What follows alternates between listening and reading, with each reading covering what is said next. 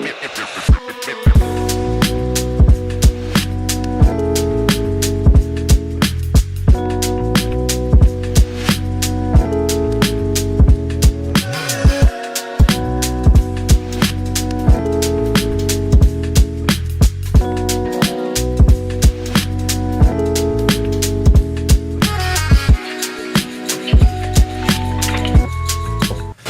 Philly, I'll tell you, that's one place. Glad to be in Denver. Yeah, man. Denver, even Vegas, man. Denver cheesesteak. The title, Denver cheesesteak. What is up, everybody? Welcome to the DNVR Nuggets podcast. Let's go! Let's go! Live from the Toyota Lounge, driven by your Front Range Toyota stores. Toyota, the official vehicle of DNVR. Boy, is it good to be back. Good to have you back, man. Wait, were you back? You might have noticed. You might not have noticed. But it is good to be back, man, on the show. And is there so much to talk to? Our long-awaited nightmare is over. Bro. Big Val has broken his silence. The Battle of Marathon has come to a close. Oh, I cannot wait to talk about that one. I also have some stuff on Jokic. Sometimes when I'm away, I just think about Jokic. I just think about Jokic. I don't know how you guys are, but dude, he's also been very visible. He has been very visible. I didn't even get to get to that. We might have to save that for later on in the week. And then I have some inside scoop on one Peyton Watson that I think is very interesting. Okay. So full show for you. Okay. And look who I got here. D-Line Co. That's right, guys. Hey, I'm glad to be back, too. I was just gone for the weekend. We all were.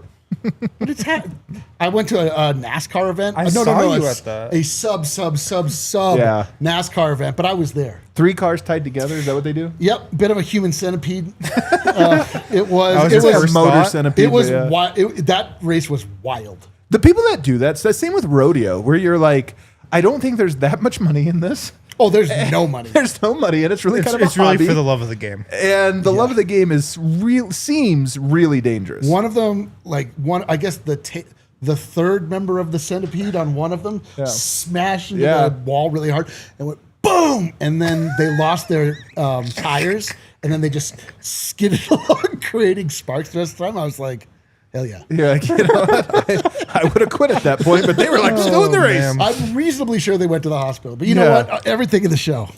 Over here, Harrison Wind. I'm having a great Monday already. Whiskey tasting, 1 o'clock. DNVR Nuggets podcast, 2 o'clock. How'd it taste? Great. I forgot the name of it, so I can't give him a plug, unfortunately, but great stuff. So I can't tell you anything about it. I can't tell you any of the aromas. I think we're going to start carrying it in the bar. It's really good. Yeah, there you go. So come to the bar, taste this new whiskey, mystery whiskey. You guys, as I teased at the top, Jonas Valančiūnas has broken his silence. He was very silent for a while.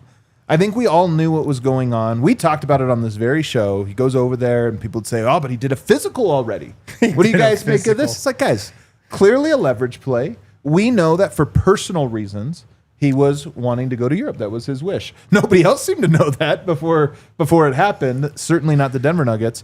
But at the end of the day, they held all of the cards. And I thought it was a big test for Ben Tenzer and John Wallace to say, hey, man, don't just cave to this. You need him.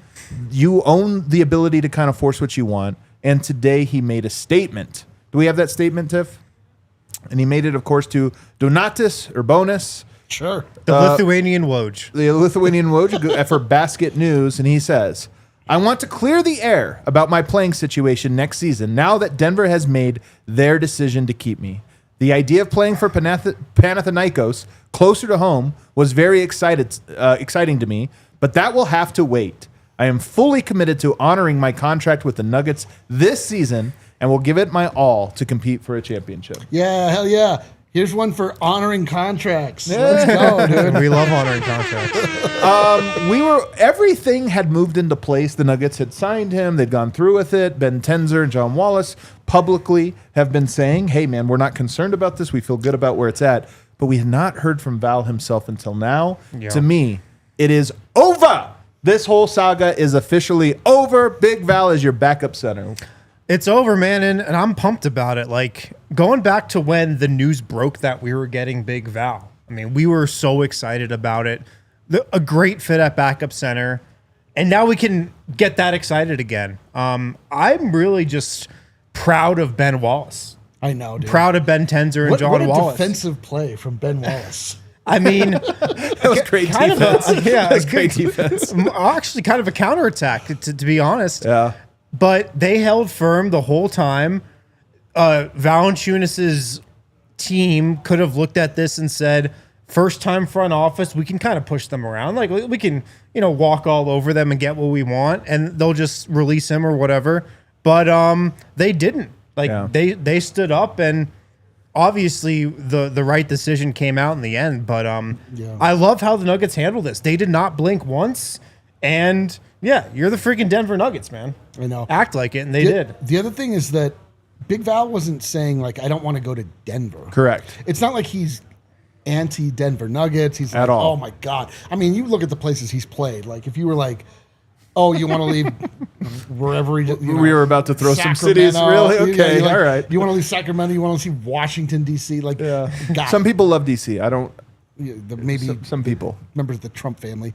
Fine. Like, I get it. But like, it's not, this wasn't a referendum against Denver or the Nuggets. It was just like, I mean, the dude's European, like it's, you could say, like I lived in Boston. I think it was for a little while, bit. I think there's part of that for sure. But I lived in Boston for a while and I was like, man, I'd really like to just go home. And it didn't mean I lived in Philly for 3 days. if I was ready. if I got like if I'd signed a contract with the company that I was at and they were like, we really need you to stick to the contract, I'd be like, okay, that's fine. And then you can go to Europe afterwards. It's like you're still a very young man. Like your whole life literally still in front of you. Even though you kind of look like an old guy with your beard.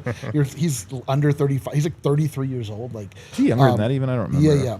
But the largest point is that this is going to be a beautiful marriage. And I know that he's going to show up and be like, oh, this is great. This is a good organization. He was asked. Did you see this interview from I think a year ago? Yeah. He was asked. Have you talked about this last week? No, we Oh haven't. man, this is great. Did you have this on the docket? No.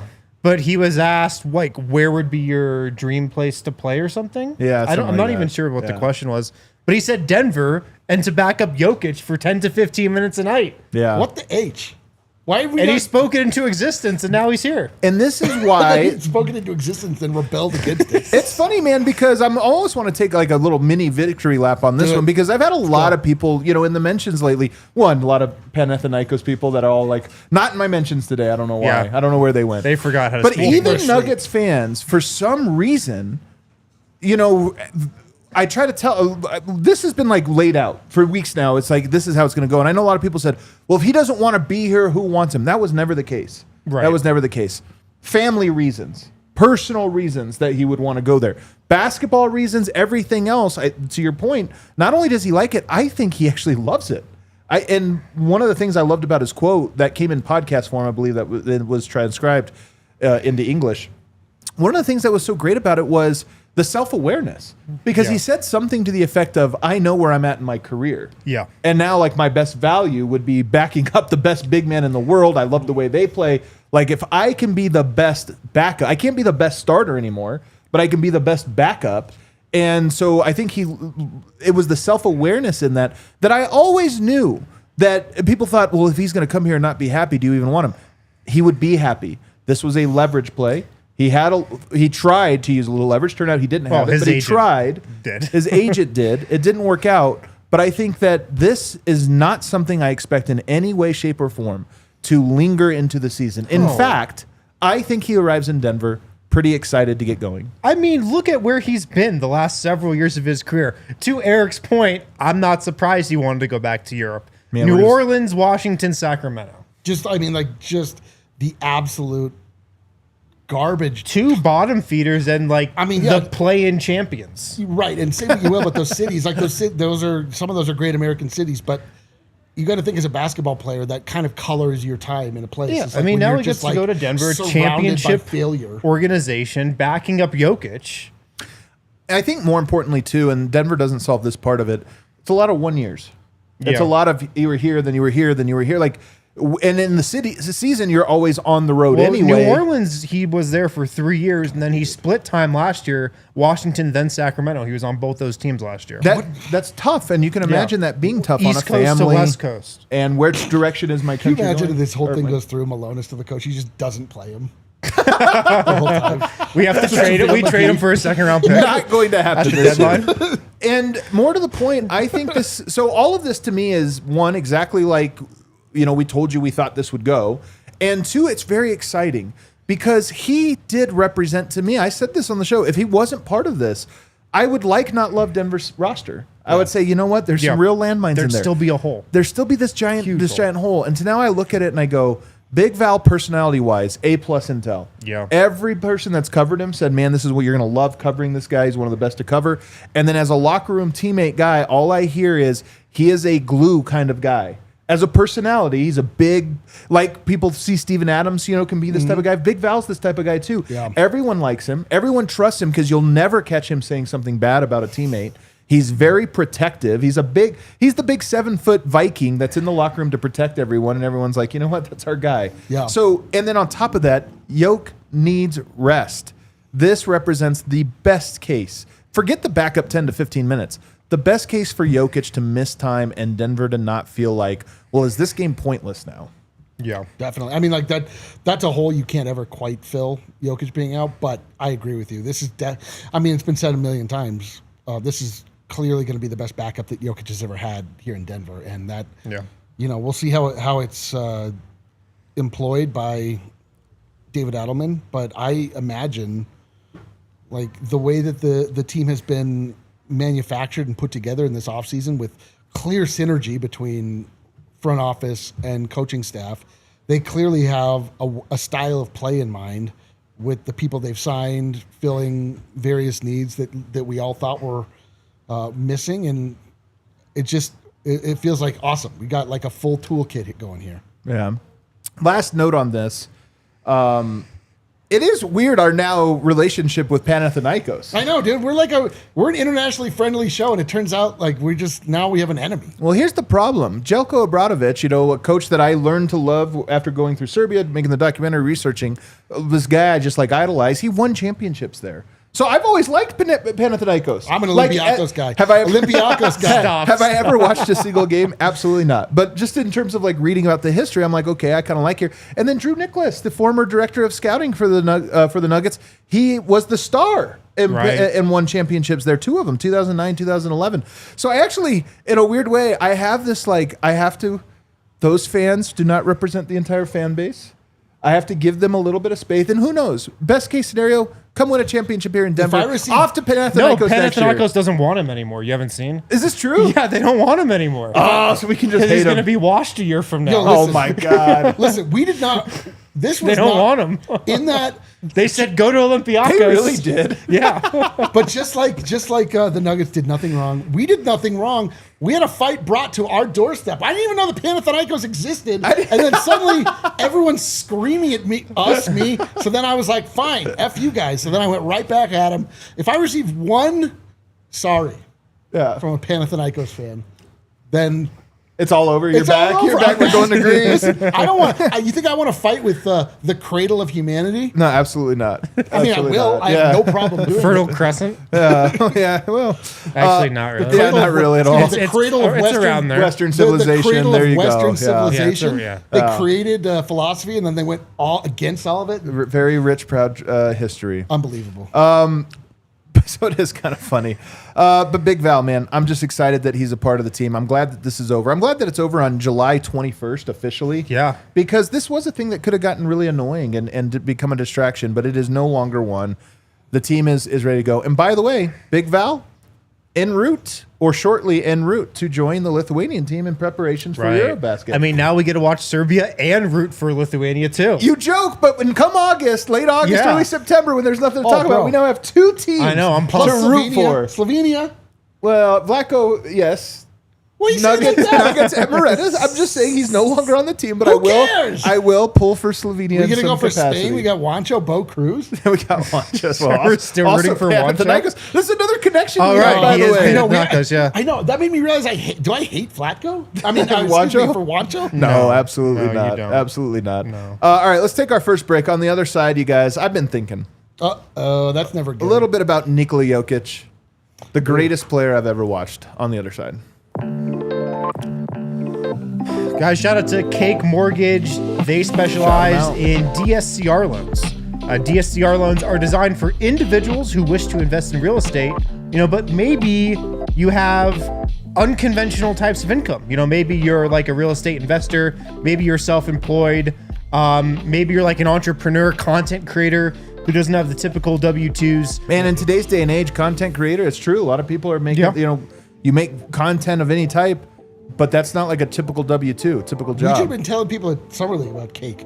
We should have been. Bunch of homeless creators out there. Cake makes getting a DSCR loan simple and fast based on cash flow, not paperwork. So check them out. Cake Mortgage. If you've always dreamed about owning income property or building your real estate legacy, call 1-800-EAT-CAKE.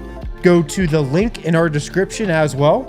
Life's better with Cake. So if you have, untraditional income, like I said, those jobs, if you don't have that traditional W-2 and you don't have the paperwork for that home loan, Cake Mortgage helps you out with those DSCR loans. Cake Mortgage Corp, equal housing lender, NMLS number 1734623, licensed in Colorado by the Division of Real Estate. Terms and conditions apply. Also, shout out to HelloFresh. Oh, yes. Summertime, perfect time to start cooking up some meals.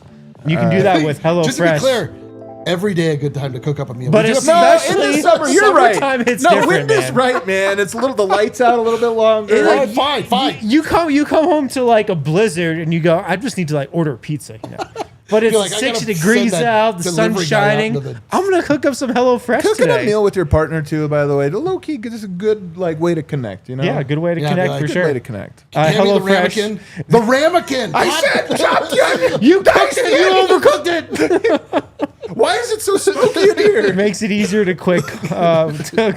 Let's just cook order quick out. home cooked meals with your schedule every day by curating delicious recipes right to your door. Panko crusted chimichurri, sun-dried tomato grilled cheese, Sandos. I'm in for that. Ooh. This summer, HelloFresh has made it even easier to enjoy delicious, healthy, and homemade quality meals with their new ready-made meals. Make your summer enjoyable and delicious by signing up for HelloFresh. HelloFresh.com/Nuggets10. Let's all do this FM. together. Yeah, Nuggets 10 FM. Cook and then send us pictures and we'll shout you out on the podcast. I also use our promo code. It'd be like a that whole can be Nuggets embarrassing. I cooking get that, but we'll make it good. Yeah. Summer Nuggets cooking series. Yeah. We'll just be like, Cook oh, with who's DNVR cooking out Nuggets. Yeah, what's Who's cooking? cooking? Yeah, send us Nuggets what 10 you're cooking. FM. That's the code. Get 10 free meals with a free item for life. HelloFresh.com/Nuggets10 FM. One per box with an active subscription. Free meals are applied at a discount. New subscribers only, varies by plan.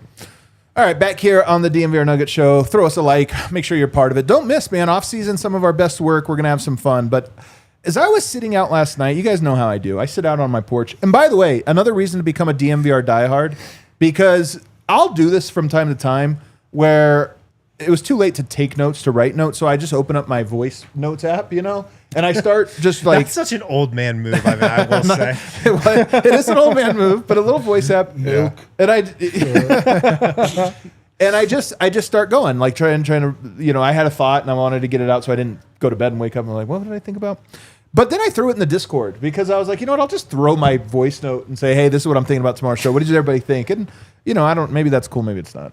The Discord is probably very thrown off by that, but probably enjoyed it. They talked about it for 8 seconds before going back to some Politics? random, like something. I was like, what on earth did they? What? And then I left. But we had this, like, you guys talked about it last week. Where's Jokic rank all time? People like that kind of discussion, and it just put me on thinking about some stuff. And here's the honest truth about how I feel about Jokic. I don't go back with people on Twitter very much anymore about this kind of thing, but I can only go off of my own eye test. People like to bring in stats, historical things, people you never saw. Jokic, to me, is as good as any player I've ever watched. He has as much mastery of the game and is as dominant / impactful of all those things as LeBron James, who was previously the greatest player I ever watched. And I watched all of his career. I watched him in high school. I remember watching him in high school. So I watched all of his career, and I watch and I go, I just think Jokic has that same impact. Doesn't mean he's the greatest, because I do think there's a difference. Greatest is like, well, how much did you do? What did you do with that talent? But as a starting point here, I think he's the great. And here, Eric, is where my thought experiment took me. If you were to play a game with all of the great players, so we just say, it's the 20 best players and let's play a game. I actually think if you were trying to optimize your team, you would play through Jokic more so than any other player. Michael Jordan, best player of all time, greatest player of all time.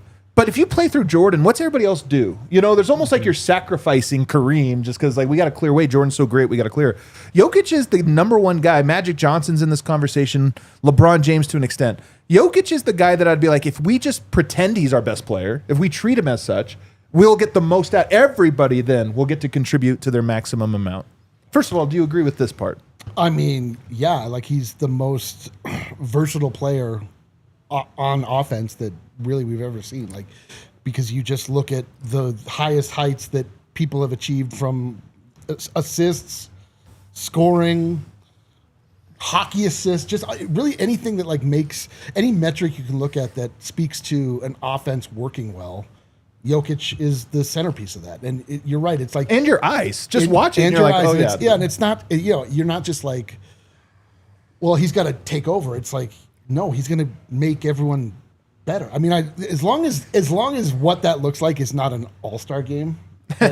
This is a hypothetical in heaven. All the greatest players are in their prime. They're in their prime, and they actually have a cohesive offense. Yeah. It's not an all-star game, which is the worst place to put Jokic. Right. But I agree with you. I mean, he's the guy that would be the center of the spoke. And here's another where I'll tell you, because I think Magic Johnson has a case for this. He was a guy that can get the ball out on the break, get it to everyone, like John Stockton, maybe. There's some of these greats. What? Well, I'm just saying a point guard would be all right, we're playing through this guy or whatever. Yeah. But Isaiah Thomas, if you want. But LeBron James has a case here. But here's the thing. LeBron played with Kyrie. He played with Dwayne Wade. They won championships together.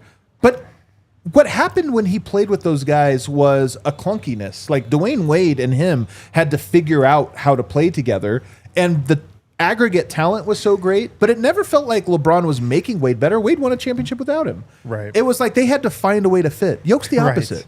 Right. You can imagine every great player joining the Nuggets. Just if you think about them. Steph, Giannis, even Kobe. LeBron, the greats from history. There would never be a real feeling out period of learning how to play off of one another. Yeah. There would be a very tiny one. Maybe another center, a true center, but that's it. Yeah, but those two would never be on the same team. Right. There would never be the same kind of stuff you had to work through when it was LeBron and D Wade, or any of those big twos. Yeah. Just because Jokic has this ability about him where he can be the fulcrum of your offense, but make everybody so much better that everybody just naturally fits into their role and plays their part. Yeah.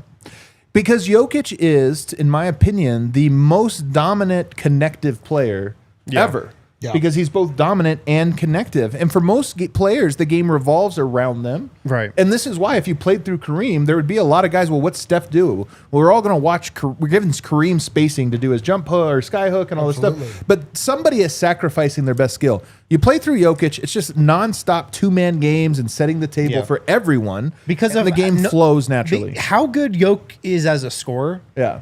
His best skill still, I think, is just his passing and how he sees the game. Right. Yep. And he also happens to have the greatest touch I've ever seen. Right. Yeah, that's what I would say. He does happen to have that. Yeah, and the best hands. He just catches every loose ball or everything else. Yeah. But, so for most players, the game revolves around them. But for Jokic, the game breathes through him. And I think that's the best way to say it. So if you played through him, everybody would be better. And then the question becomes, can he get better? Because we've been asking this. He's gotten better now for 10 straight years. Yeah. And it does feel like he's reached his apex. But I was talking to Miroslav about this late last night.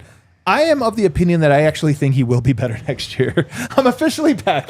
I don't think the stats will be better. I think that part is not going to happen.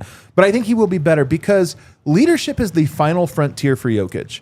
And I think he is in the midst of a leadership revolution. Yeah.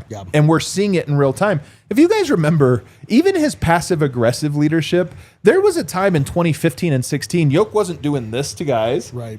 His doing this was almost in some ways the first steps of him being like, yes, I'm a guy who can look at someone else and say, what are you doing? Yeah. You're not on my page. But over time, it has evolved into things. And I even think if you look at this offseason, he has, in his own way, reference things about Jamal, about being in shape, about what he expects of Jamal next year and some of the challenges and this or that. And I think it is a new level of him that he is adding that is meaningful especially in the next direction I'm taking it. But first of all, well, I think a lot of that is just maturation. Natural. It's just he's becoming a man. Like he's becoming like we went through that. He went through like the reinvention of himself, the different man, but it's like really dressing up. Like all these things are meaningful signals. They are absolutely. You want to be perceived different. That's why you dress differently. But he's just there's just a different quiet confidence that he exudes where he's, and I think for Jokic especially, being the youngest brother of two monsters, like he's just like approaches life as like the little brother. And like it takes a moment, it takes time for you to shed that and become the next version of yourself. And like for Jokic, there's stages, and I agree with you. I think he's like entering in the final stage, at least of his playing career, which is just like the guy. And I wasn't always sure he would get here, to be honest, because there's a lot of players who have had one tragic flaw.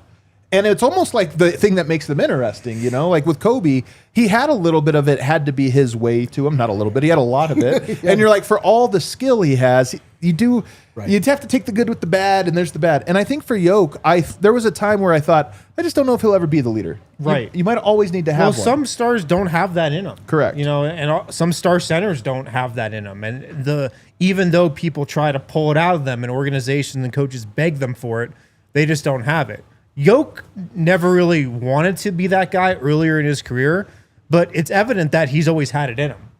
Because this last year, I think we just saw this massive, massive jump in leadership, and especially after Michael Malone got fired. Yep.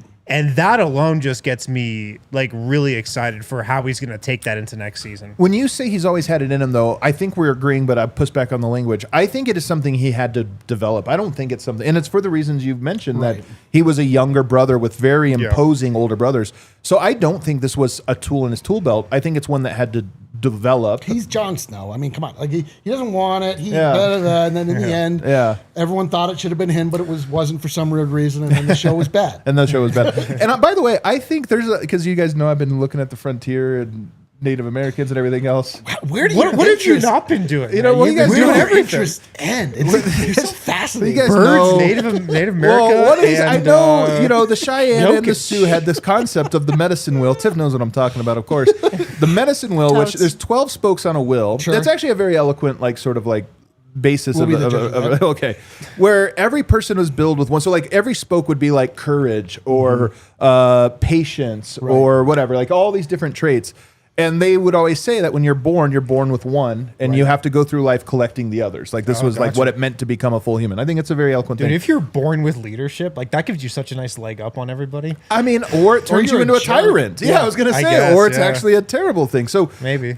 So I find it just kind of this like quaint way of seeing the world. And I think with Jokic, bossy as a kid. With Jokic, if we did this for basketball, it's like, okay, all the skills are there. He has 11 spokes. Yeah. The last one to me is leadership. He's perfected the game. For sure. And now it is like, can you capture this last spoke? And it is funny because I have another one. I'm going full Adam today. Golly, man. Because he does remind me in many ways of Wolf 21. Oh, let's go. Let's go. Yes. You guys all remember my favorite Wolf. Yeah, I think it's everybody's favorite Wolf. And one of the things that was so interesting about him, he was adopted by Wolf 8, right, in the pack. And he was much bigger than tiny little Wolf 8. Hold on. They couldn't give him a name after the fact? Once he became a prominent wolf? You don't want to like anthropomorphize these guys, so you want them to exist as wolves. But so Wolf 8 was smaller, and usually when a wolf gets to a certain size, it pushes out the father. Like, I'm the alpha now, right? Didn't happen with Wolf 21. Man. He was very patient and actually stayed under the tutelage of Wolf 8 for an extra season before ultimately then taking over the pack. And murdering it. And what I like about this is, in that year where almost every other wolf would have taken over, in that year, it appears as though he actually picked up some traits that would actually serve him once he did take over the pack and make him the most successful pack leader in Yellowstone history. And it was like in observance of those. And I think Jokic, that Jokic's last season? Malone might have been Wolf 8. My God. Dude, Wolf 8 might have been Michael Malone, where would we all have loved for him to develop this leadership a little bit early. Wow. But is there something that from having to holster this, even though it might have cost him in the past, might actually serve him as he grows into this new leader going forward? Yeah. I actually think there's something to that. Right, There's a because nobility maybe this in is it. the point when he was actually ready. That's exactly right. I mean, listen, we all know Wolf 21. That's the GOAT Wolf. We all know that. GOAT Wolf. Is that the Michael Jordan, or mean, is that the LeBron James of Wolves? We all know Nikola it's the Jokic, or the apparently. Nikola We all Jokic. know it's the GOAT Wolf. We know that. Yeah. But there really is. something that we're not, there leadership, there's a difference between like being the regional head. Yeah, that's You call the leadership, but meter, come on. You call the meeting, whatever. There's another thing entirely where you're talking about things like sports, which are a proxy for war. Yeah. Right? Like there's a competition, there's a visceral thing. It's not just thinking, it's like all of the what it is to be a human being at play. And Jokic, a lot of it is like you get foisted into a position that you are uncomfortable and then you grow into it, which I think is exactly what happened when Michael Malone was left because, David Adelman, for all of his creative offensive sets and everything, we obviously don't know much about him in a head coaching role, but like just making assumptions based on his demeanor and the way he carries himself. Like he seems to be the brains behind the organization, but it left a void for an on-court voice to rise, and Jokic just naturally filled it. It was like the most, first off, obvious thing that you can imagine happening, but it was also so natural and it was just so clear. Like he was talking to guys and telling guys things, drawing stuff up, and it wasn't like an infringement on roles. Like he wasn't like overstepping his role as a player by doing it. It was just like very powerful to watch, and it's something that gave me new renewed life and new renewed faith in the Nuggets. And I think that he's the GOAT Wolf, dude. He is the GOAT Wolf. he is. And it wasn't just that. There was something else I think that happened last year that has also led to this, not just Malone's firing on the other side. Oh man, That's a great tease. I actually might stick around. If you want great floors, check out Empire today. They did the floors here in Studio A, and my God, they're beautiful. The Toyota Lounge has never been the same. Oh. It's just been better than ever. Vote. These are floors vote would even sleep on. If given This would be a opportunity. great place for him to sleep. Like this would be maybe a top 5 places ever slept. Don't go to those big box stores. Go to Empire today. They'll give you the customer service and care that you need for doing a big job like your floors. They'll walk you through the whole process. They'll make sure nothing crazy comes up. They'll have you prepared for everything that comes with a big project like redoing your floors. Empire today is the best bet for new floors. They live and breathe flooring. It's all they do. So check them out. They'll give you clear, upfront, all-inclusive pricing. Plus, you can schedule an installation as soon as the next day. Schedule a free in-home estimate today. Some things are just better at home. DNVR listeners can receive a $350 discount when using the promo code DNVR, a $350 discount with the code DNVR. Restrictions apply. Visit Empire today/DNVR for full details. Also, shout out to Toyota. shout Toyota, 'em the out. official vehicle of DNVR. Trucks, cars, SUVs, man, whatever you need, Toyota, they've got you. Maybe you're going up to the mountains this summer for a little trip, a little getaway. Toyota's the perfect car to bring up there. The Land Cruiser, the Tacoma, the RAV4, the Grand Highlander. They've got 16 different hybrid vehicles to choose from. Visit your Front Range Toyota stores at a location near you. AutoNation Toyota, Rappahannock Centennial, Corwin Toyota in Boulder, Groove Toyota in Littleton, Mountain States Toyota in Denver, Stevenson, Toyota East in Aurora, Stevenson, Toyota West in Lakewood. Toyota is a proud partner of the Denver Nuggets and the official vehicle of DNVR. Let's go places. I'm still mad I didn't win that Toyota by hitting a hole. The The hole in Yoda? one, I know. Yeah. The optimism I feel when I step up to that hole in one is so dumb. I'm like, Spence almost hit it. I got a chance here, man. Yeah, Spence almost hit it. I don't think he was eligible, though. he is He was the deeply ineligible. golf pro who works for DNVR. I don't think he was eligible. He almost hit it. Back here on the DNVR Nuggets podcast, we're waxing poetic on Jokic. So yeah, Jokic has mastered the mind and body of the game. I really believe that. I think he was, if we're to go back to the wheel, he was born with a mind for the game that I just don't think you, like, he trained at it, all this stuff, but he has it. Space octopus arms. And he being does have another- parts of the body that he was probably born. He was born with like 7 spokes, to be honest with Yes. you. He's just naturally gifted. But I do think that he has worked to hone his craft. I mean, a lot No of what he question. does, he was given the mind, Yep. perfected the body to the best Hell that he yeah, can. dude. Hell yeah. The only thing that's remaining is the soul. He's already the engine of the team, but can he become the soul? We talk about Aaron Gordon, kind of the soul of this team in a lot of ways. Yeah. We talk about Jamal Murray at his absolute best. Like, he becomes the soul of the team. That's the bubble, the championship run. Like, he was a lot of that. I think Jokic still can become this. And Eurobasket, to me, is the training ground and the rehearsal for this aspect of Jokic. By nature, Jokic identifies as part of a group. We all know this. He's a relational being. It's why I think he's so loyal. It's part of why I think he likes it in Denver, and some of these fears about him leaving are misguided. He identifies as a family man. He has a very tight circle. Sure. He identifies as a team, like as a teammate. Yes. He identifies as a Serbian, and not only as a Serbian, but as a Somborian. Yes. Like, there's a lot of people that are from places we don't know anything about the specific part, but Jokic has always been, I'm from Sombor. Yeah, right. He identifies it. It's like part of who is in his makeup. So his mind, heart, and soul are all oriented towards the collective. It's kind of who he is by his nature, a representative of his collective, in my opinion. So him playing in Eurobasket is not, to me, a detour or a side quest. It's all part of the main quest for him, and it's part of his inner architecture, is the language I would use. So when people are like, well, I'm worried about his injury, I always go, you should be less worried about that, although you should be worried because that is a talking point. He's 30 years old. That could happen. But he is feeding the inner architecture of his soul through this. It would be misaligned for him not to do it, in my opinion. Well, I mean, you can look at it as even more in more of a crude way. Like, his whole country was very mad at him last time he skipped an international tournament because they look at him in the same way. Like, you are one of us.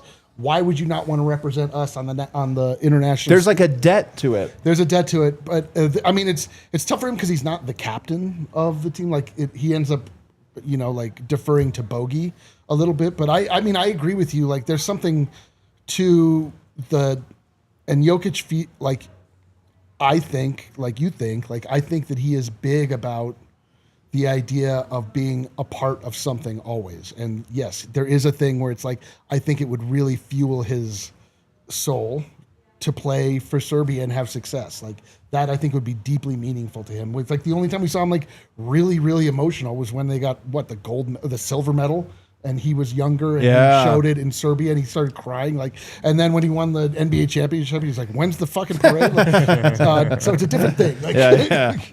But it's like the highest possible reps in leadership too, because as much as I agree with you that Bogey seems to be the charismatic one, he's older, he's played more tournaments and this or that. Is Bogey the captain? I don't know who the captain is. Well, or it who's used to not. be Teodosic, who just retired. And Jokic had a message to him also after his retirement. Which was very cool. Yeah. I would love if Jokic was the captain this time around. Yeah, great. I would love it. But whether he is or isn't, anybody that watched Court of Gold saw that he was the leader of that team. Right.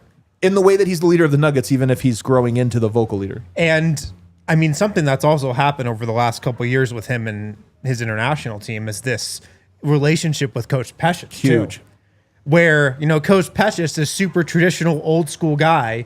And the rep always was that he's the leader, he's the commander, it's his way or the highway. But it's been obvious these last couple of years, him and Jokic have formed this kind of connection to where Jokic has a lot of input on stuff they're doing. And obviously it seems like Pesic has opened up a lot and changed some of his just mindset in regards to that. But Jokic is a huge part of like what goes into like the game plan for that team. So that's another part of it that can just build this up heading into the season. And a big part of it, because Pesic is old school. Yeah. And the fact that he sees in Nikola someone worthy of allowing that is in itself that's an a high important honor. thing. It's a very high honor. And it's also, the reps come under immense pressure because the last Eurobasket gold for Serbia was in 2001. That was the last time they won gold of any type, but it was Eurobasket 2001. National pride on the line adds a level of pressure that the NBA can't match. I think if you gave Jokic truth serum, he would probably say a gold for Serbia would be worth more than an NBA championship. But whether he quantifies these in that way or not, it's incredibly meaningful and it comes with enough pressure. And guys will play pickups like the Rico Hines runs and do all this different stuff. And you're like, yeah, but that's just fun hoops, man. There's no pressure there. How good are you getting? How often does a guy get reps at the thing he needs to cultivate the most in a situation that's actually higher pressure than he will see even in the NBA playoffs? Right. That's what Jokic is walking into. Imagine the I don't even think swagger is the right word, but the just confidence maybe that Jokic would walk into this season with if he could lead his team to gold. Well, it's funny you bring that up because you agree last year was the best leadership year we've seen from him? Yeah. Coming on the heels of the FIBA World Cup. And I don't think it's a coincidence. I think there were reps that he carried over from that experience into this one. And going back there, to me, this is Jokic's offseason. I don't know if he picked up a basketball from the time the season ended till now. He missed the Sombor shuffle in China. Yeah, I saw that. And then made a couple. I'm sure he is working out. But my point is Jokic didn't need to I'm sure work. he's not. He didn't need to work on his jump hooks or his ball handling or any of that. The wrist was looking good. The only thing he really could work on is his leadership. And he is going to get, in my opinion, the most pressurized, condensed boot camp version of that with the national team. And national pride, I think we try to relate to it. I think often we have like Team USA or this or that. It's so different. Do you guys remember Team USA 2007 when they first came together, the Redeem team? Mm-hmm. It was in the wake of 9/11, or not that far away. And Coach K being a West Point guy, they would go and visit like the military bases all over. And there was this sense like, it was almost like jingoistic, this like, hey, we're doing it for the troops and this or that. Yeah. And it was almost like, okay, but as it's evolved, it doesn't feel any more like that at all. It's kind of like more a referendum on basketball culture in America than anything. But I think it's way more ancestral in Serbia. You could probably speak to this, that it's not just about the nation. It's about this like ancestral tie you have to thousands of years of people, both from like an ethnic way. I mean, the Serbs are a people, but also from a historical way that is just different than I'm playing for a series of ideas or a flag or something. Well, the reason it's like it doesn't mean anything to us is because we just have an embarrassment of riches when it comes to sporting accomplishment. And like, we can just be like, whatever, we lost that, but we won this, we won this.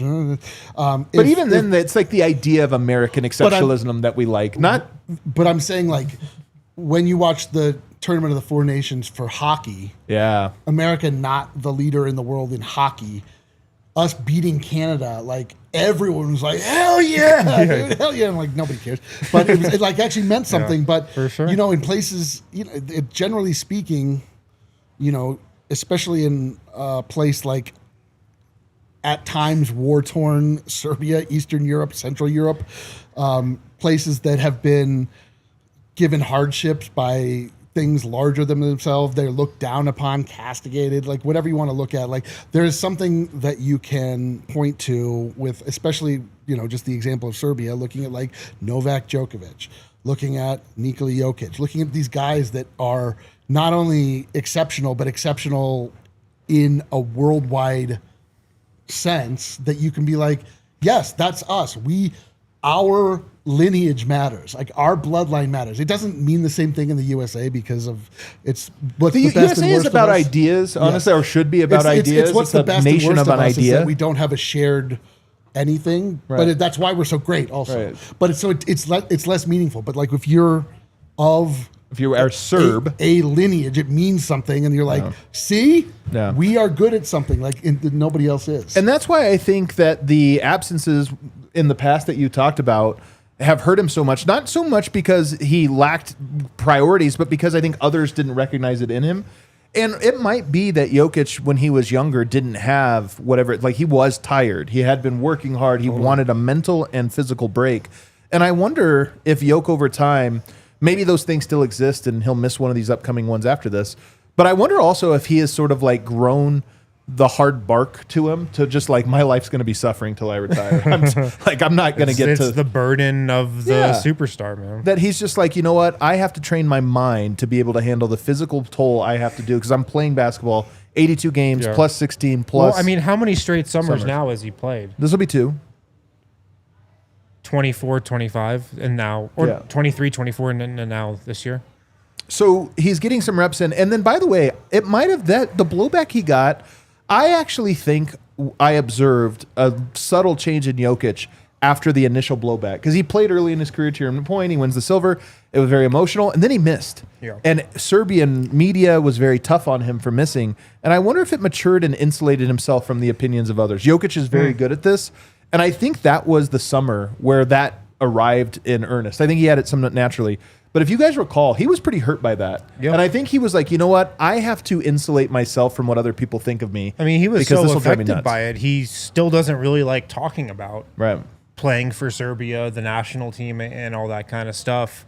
Although I will say, he has opened up more about it, specifically thinking back to the Olympics. Yeah. He's talked about that loss to Team USA and that experience like more than he ever has talked about, playing for Serbia. So like maybe he is opening up a little more after being so closed off about it for years. So now it moves to Eurobasket. I think it feeds him and keeps him aligned, and this is so important because it's a net positive downstream for the Nuggets for Jokic to be fully aligned, growing into leadership with new, intense experience, but also for his soul to feel like I'm doing exactly what I'm supposed to be doing. I'm supposed to play for this national team and go out there and hopefully win a gold. And downstream, what the Nuggets receive is the benefits of him going through this. And to miss it would be misaligned and incomplete. So to me, that's why I think him doing this is better training than anything he could have gotten from a strength coach, a rest coach, or anything else. And why when people talk crazy about, I wish he wasn't playing, I just go, don't think that way. Yeah. Root for him to be healthy. Root for him to be rested. Definitely. Root for all these other things. Denver has built a roster that should afford him those things. But I think that you should be rooting for the benefits of his leadership, his confidence, all of these things if he is able to carry this team to a gold. And just from a simple standpoint, like he's going to come in shape, having played a very, very... There's no break. There's no break. And, that's good. That's good. Like, he's still a young man and his body is still functioning and it should be, look to be optimized as much as possible. Like we're always mad at Jamal not coming in shape. Like Jokic is going to be in shape. And so that's going to be another benefit. So I have a new brightest timeline for you guys. Fired up, Tiff? I'm just feeling fired up, Tiff. Fired up. Because here's the... there it is, the brightest timeline. We haven't done It's been dim, brother. It's been dim, man. I know. We've had a hard time firing up the brightest timeline. Felt right to fire it up. Little hot box and hot takes for you, but I still see Jokic is the best player I've ever seen. But how do you become the greatest? Still on the table. It starts with a Eurobasket gold. Okay. Bringing gold back to Serbia after 25 years would have be been nice special. if it started with that Olympic gold. It really would have. We But were you know what? pretty It keeps close us. to It bookends this nicely though for us. Well, we got Kevin Durant to get the gold. So Sorry. We did win. We did. The Eurobasket gold and a 2026 NBA championship, which you've asked me right now how I'm feeling. It's July. It's before prediction season. I think the Nuggets are going to do it. I feel great about the Nuggets roster this year. I feel great about the vibes. I feel great about every aspect of the Nuggets. I think they have a great chance to win the title this year. Listen, I'm going to start to refer to them. I did it offhandedly, but the paternity ward. Yeah. Ben Tenzer, Born anew. John Wallace, David Adelman, 3 pregnant men giving birth. I thought the pregnant man gave birth.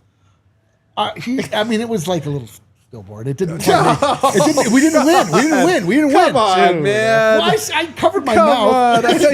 Come on. But I'm just saying. All right, you're bringing down the brightest timeline. But here. I'm just saying the paternity ward is going to bring a new generation of Nuggets. The golden era is really going to be realized by the paternity ward. Great news, everybody. There's no international competition next summer.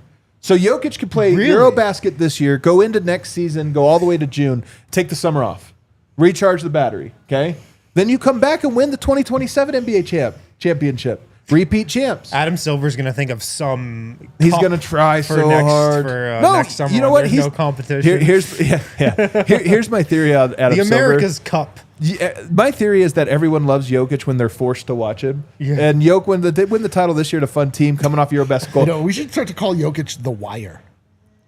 Hey, after everyone's like, you should watch it. You just have to get through the first few episodes. And everyone's like, you know what? This is great. This is incredible. This is really good. This really passed the eye test. So then you come back, win 2027 champion, back-to-backs, and you have a Eurobasket gold. Well, what's the summer of 27? FIBA World Cup. Ooh. Let's go for a gold there, shall we? That one's a little bit bigger. So now you got a Eurobasket, and then you come back, you win the 2028 NBA championship. And that goes right into the summer of 2028. The LA Olympics. Winning's a lifestyle, brother. The LA Olympics. Not only do you get a three-peat in the NBA, which has only been done a handful of times, but to go 3 for 3 in international competitions in between them, to me would be the greatest three-peat and the absolute apex brightest timeline. A second peak is what Bill Simmons would call it. A second peak. They're like, do you guys remember that from 2020? When really it was just one peak all along. Yeah, for sure it One was. insane peak. One insane peak. 2025 to 2028 when Jokic won every basketball competition that happened. And honestly, man, Serbia was very close to winning the Paris gold, and like that would have been incredible, man. they should have done it. Winning the gold in LA would be an even greater achievement. Yeah. No, I don't really care like who's on the team, like who's suiting up for Team USA, whatever. Just winning it here would be more significant, I feel like. For what reason? Just you're coming onto our turf and beating us in our home. Oh, yeah, you're right. Shoving it in our stupid They always faces. talk about Indianapolis, the Serbs, because they won. Americans have no recollection of the 2002 The greatest thing is FIBA World they'll Cup. be like, Indianapolis. in talking to the Greeks, That they were city like, of oh, like sports bars and hotels. dude, in talking to the Greeks, they were like, oh yeah, what happened in 1987? Yeah, Huh? yeah. Like, we have no idea. They're like, yeah, we have a whole day. But the Olympics is the one the Americans care about. And yes, to your point, Yeah. to come into LA and win an Olympic one, it would be like, oh my God, to bookend all of that would be like, you know what?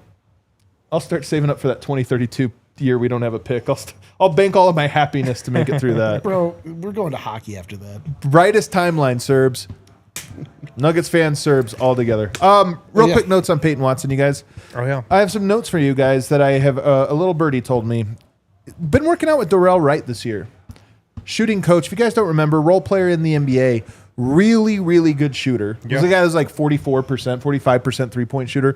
Now he works with players, in particular young players, sought out Peyton Watson and was like, hey, man, I want to work with you. You know, I see the vision.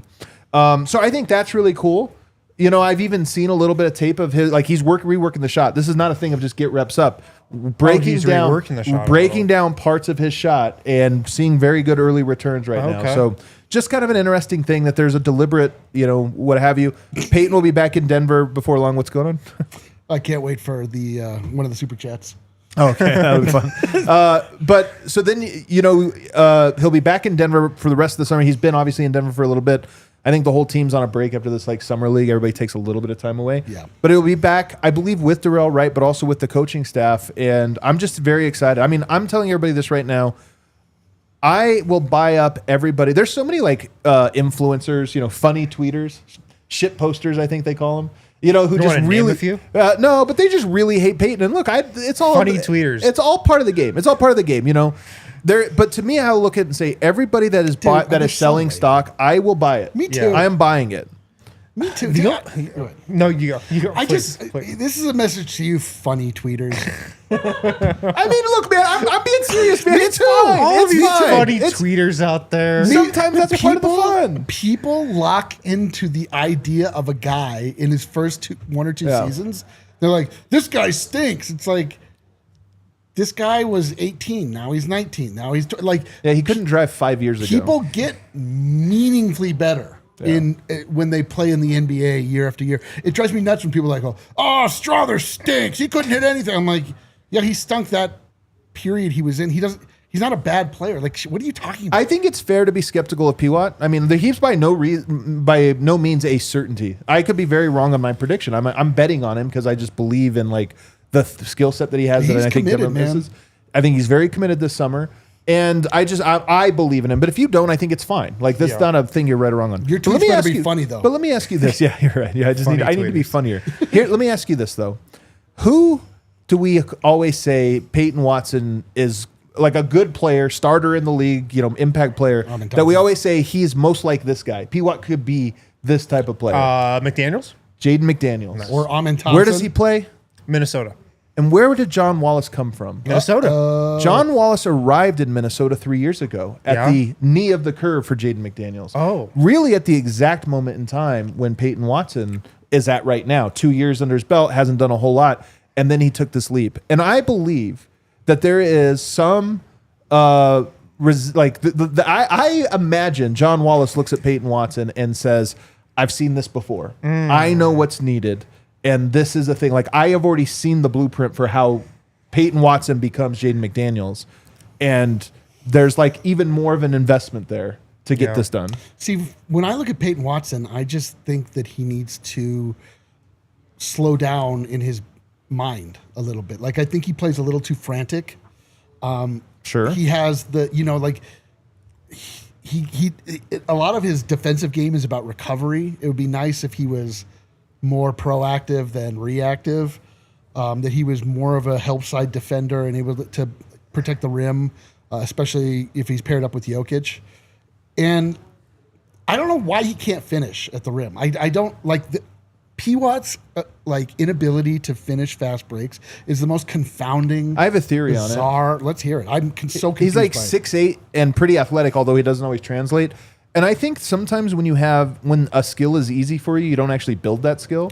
And then the athleticism and size catches up, and you're like, oh, I can't just jump over and do this to guys. Like now I'm. It's like the really strong wing player that just bullied his way through everybody in high school, and then he gets to college and can't shoot. Or the 6'9" center who is just a post up guy dunking on everyone. All of a sudden you're like, oh, I'm the smallest guy in the league. Yeah, now? I can't just post up every play. Yeah, so I think there's a little bit of that, but.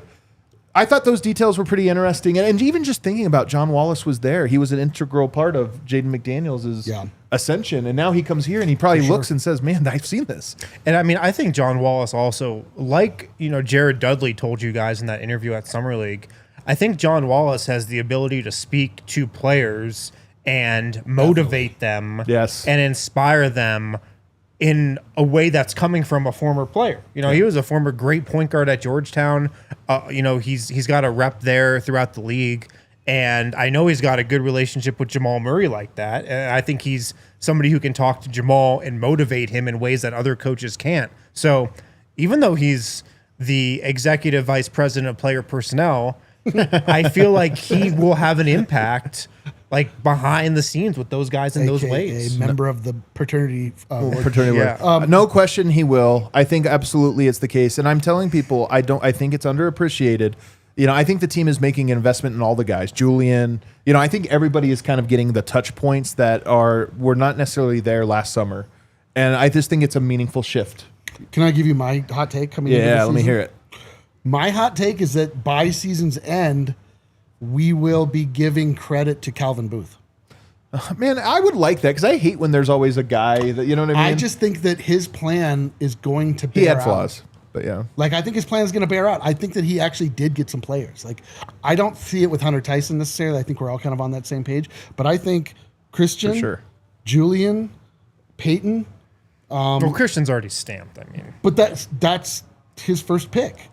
These other guys just have to get to the place where you can be like, oh, it wasn't completely foolish to think that these guys could grow to be functional. Zeke NBA would be the players. funniest one.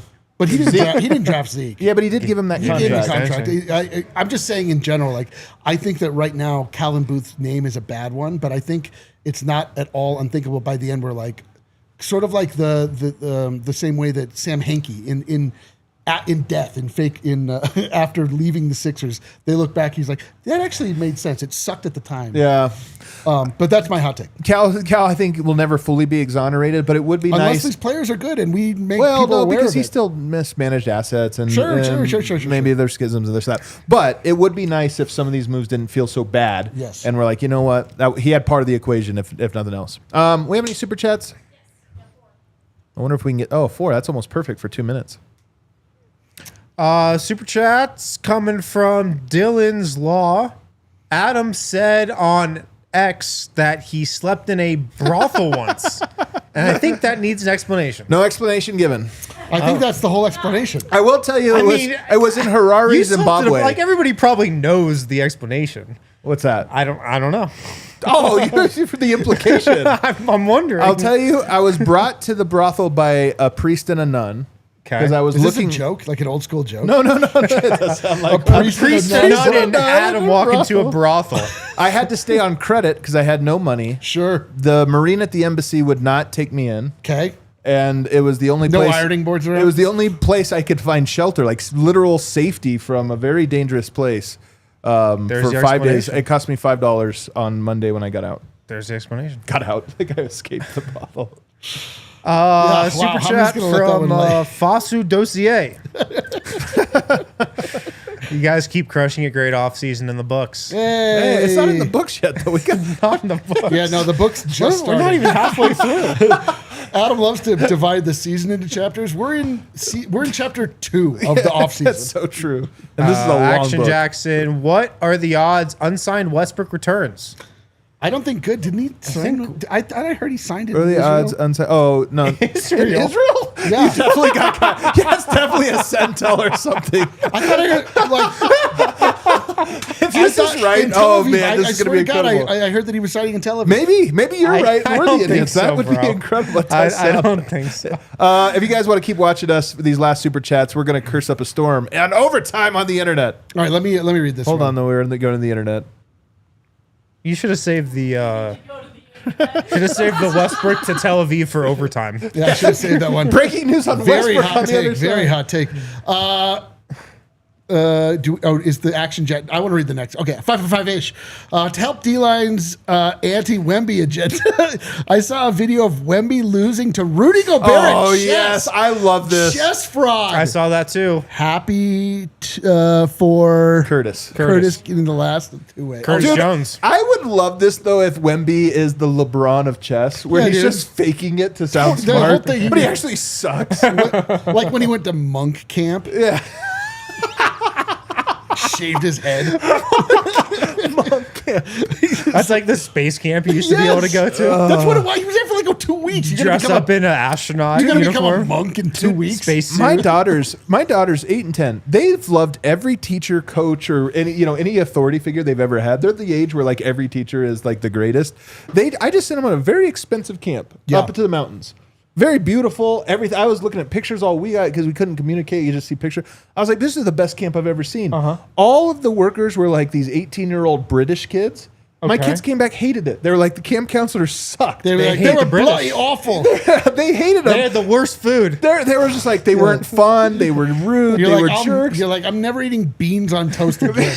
Bro, This is meat pie they I was tried to watching serve me. canoeing. I was watching archery. I was watching horseback. Like, they did the greatest thing ever, and they never hate anything. They love everything, and they came back and were like, They the hate the counselors Brits, suck. huh? My All people. Brits. Oh man, that's That's You tough. can have my eye on you. Here's the thing, like, Boring teenage camp counselors. if during monk camp, Wemby learned to be aggressive and angry in his play, Yeah. I'd sign on. They probably told him But to they release taught those him things. to, I'm sure they taught him to be like more.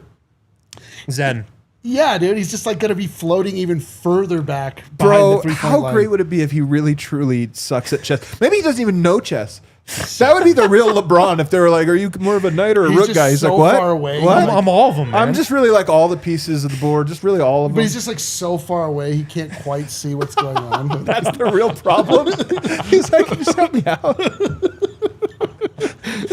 I want to go to monk camp. That's hilarious. Josh Barnett from Down Under. Oh, yes. Look at Great that. to have Adam's Cavs back. Hey, man, Mail they're form so corner. back. They are so back. Oh, my Cue that outro music there. super man, producer Kit Tiff. What a fun one, huh? Oh, show. what a fun one. Hey, listen, guys. I will just say in summation of all of your thoughts, I am so excited about the Denver Me Nuggets. too. Me man. too, man. There's not one thing you point to, you're like everything is new. Everything seems to be functional. Everything seems to be intentional. Like there's a real motion. Like as the kids say, the Nuggets have motion. They do have motion, man. It is very exciting. I will say that the summer league, you kind of get done with it and you're like, damn, man, 2 more months for camp. It's a long way out, but we have plenty to talk about. We We're didn't in even the get to all the doldrums. weekend news. Dog days. We'll get to that tomorrow. Hit that like button on the way out. Y'all silly like the mayor.